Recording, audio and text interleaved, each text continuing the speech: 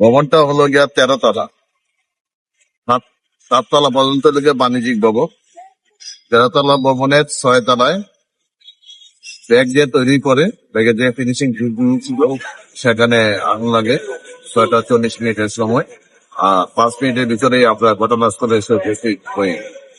যেহেতু এটা একটা আবাসিক ভবন, সেহেতু তার ঝুঁকি অনুসারে আমরা সাথে সাথে আরো 2টা টাননের সাথে সাথে আরো 7টা টাননকে আমরা মেসেজ দিয়ে আসার জন্য, যেহেতু উপরে অনেক লোক আটকা পড়া অবস্থায় থাকতে পারে, তার জন্য টিটিরও নিয়ে আসি।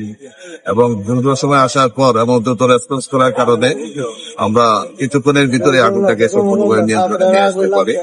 তো আগুনটা একটা রুমে সীমাবদ্ধ ছিল, অন্য কোনো দিকে ছড়াতে পারে না। হাসপাতালের বিষয়টা আমরা দেখি নাই।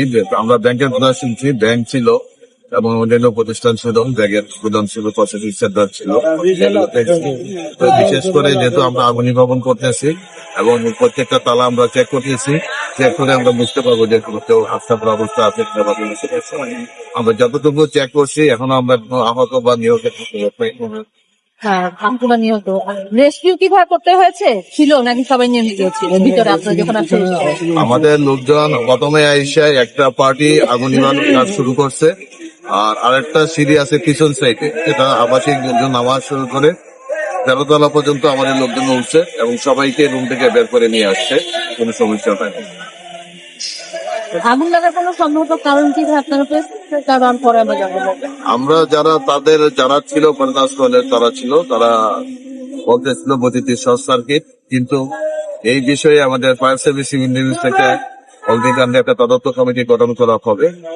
এই তদন্ত কমিটির মাধ্যমে তার আগুনের কারণ এবং ক্ষতি আমরা জানতে পারবো।